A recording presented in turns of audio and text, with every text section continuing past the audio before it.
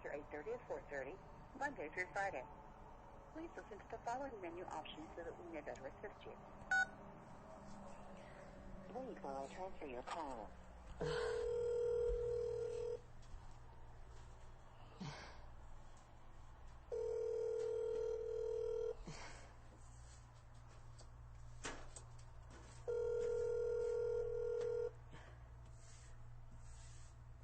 You want to call Mark?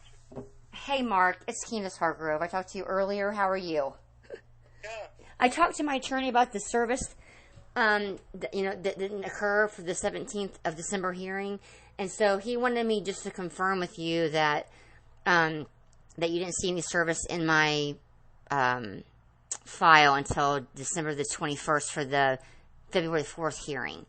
He said that he said there's no way that the magistrate would take somebody's word on you being properly served for a hearing if she didn't see proof of service. And I said, I talked to the clerk's office, and I said, how could I have been served when I didn't live there? I said I was served at an address that I vacated in September, and I was served supposedly in December. I said there's no way I was served certified mail with the signature. I said I didn't live there. And I said, and I didn't get a call, a text, an email, nothing about the hearing. And so I just wanted, I don't, what is that attorney's name that works there again? What's her name? I forget. Christina Cohen. Christina Cohen. Cohen. C-O-E-N. Okay, yeah, I think I might. I'm really frustrated with my attorney. I think I might call her. Okay. But I mean, so would you just double check just for me? Just double check, just so I can say that you double checked to make him, to appease him, that there's no service that occurred for the December the 17th hearing, Mark. Please, I'm sorry to be an inconvenience. When was this? Back in 2016? No, it was 2018. It was December 2018. What's the case? It's 3/6/2015 is the birth date. March 6, 2015. Christian Cowgill, and I'm Candace Hargrove, the mom. March the what? 6th. 2015? Yeah.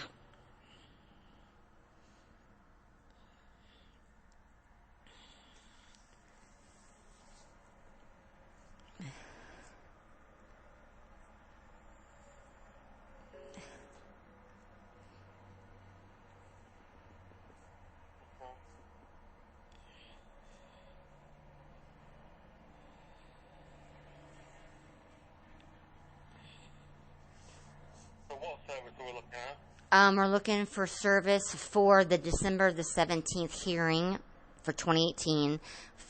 It would fall between the December 5th, 2018 filing of the complaint, and I should have been served a copy of the complaint as well as a summons for the hearing that was occurring on the 17th. And that'll be 2018, because I forgot to tell you the year last time I talked to you.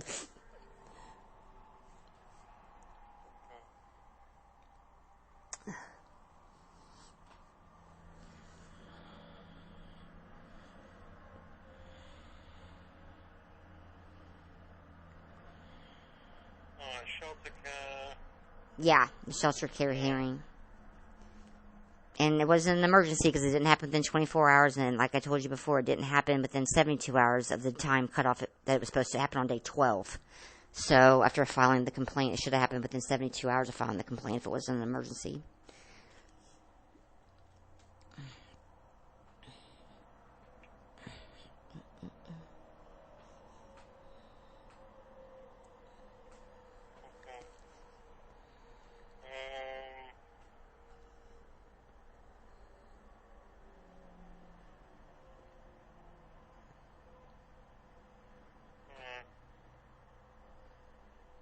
I'm reading the order from dated December 17th, 2018. Yeah, the order, I was sent the order via email by Starlisa Little, CPS supervisor. I got that order, I think, around the 7th or 8th of January after the hearing. The only reason why I knew about the hearing was because my little boy, my little boy was with my mom and my stepdad when the hearing took place. My mom and stepdad didn't tell me anything about it because I was on good terms with my stepfather, and we don't like each other. And then I called his phone to talk to Christian, and he handed the phone to Quiana Beeson, and she said, "Miss Hargrove, a hearing just concluded, and your kids were removed." And I said, "Well, why? What were the allegations? On what basis?" And she said, "I'm not allowed to, I can't tell you that information right." And I said, "You have to. I have to know my allegations." And she's like, "I can't tell you that right now." So I immediately called Star Lisa and requested, proof of service and the copy of the complaint, as well as the, everything, And I didn't even get that till the end of. She never sent me the complaint. My attorney at the time that was court appointed didn't give me that complaint until the last week of February. I did not know my allegations until the last week of February. I had no idea. So, All I'm looking at is I'm reading the interim order from December the 17th, where it said that all interested parties person have appeared to have been served due legal notice of this proceeding. That's all it says, other than everything else that went along with that. But right. Service, that's what it says. So no. I have no idea what well, no. you were served. I wasn't served, Mark. The law, Ohio law and everything says that the clerk of courts has a copy of proof of service in my file, and that you guys have to approve proof of service before a hearing can be put on the docket.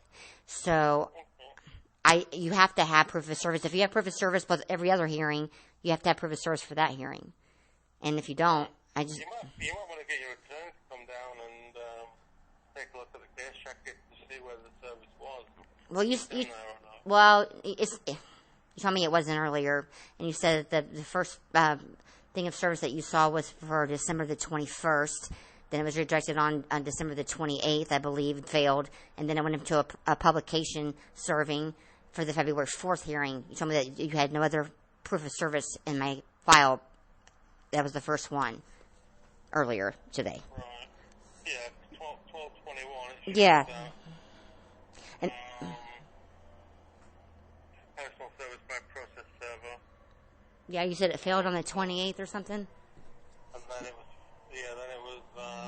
Oh, 26th, it failed on the 26th. 26, and it went to middle of failure. Yeah, that failed. Okay. No apartment number issue. It was on, I guess there was no apartment number on the actual document, so they couldn't serve, couldn't find out where you were in, I guess. Yeah. Well, even if the first service was on December the 21st, like I said, that's 4 days after the hearing occurred. The hearing occurred on the 17th of December. So if the first document you have proof of service in my file is for 12/21/18, then that was after the 17th of December, after the shelter care hearing, and prior to the adjudicatory hearing on February the 4th. That was an interim temporary custody order. On the 17th. Yeah. Yeah. Interim. It wasn't legal custody. Yeah. It's been temporary. Yeah, it's been temporary for almost 2 years. I've been fighting it, and yeah. So I like I said, like. That's what happens when somebody does like a shelter care, and it's approved, and they'll give them interim temporary custody and set it for another hearing.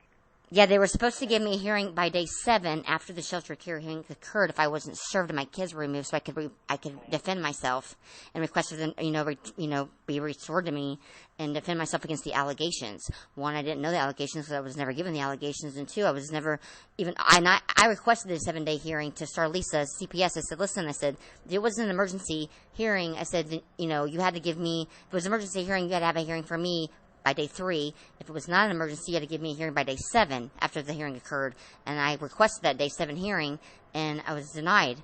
And then I objected to the December the 17th hearing. I objected to it because I wasn't based on I wasn't served, and then the magistrate denied my objection and said that I was legally served. And then the prosecutor and Starlisa and I don't know if they're just telling the judge that. Well, I only talked to Starlisa. They said that I was served by certified mail and I signed for it, and they had a signature on file. And I said, well, they said, well, you need to call the U.S. Postal Service and find out, who signed for that. And I said, I wasn't living there. I lived there in 4 or 4 months. I said, there's no way anybody signed for me. It's because I didn't live there.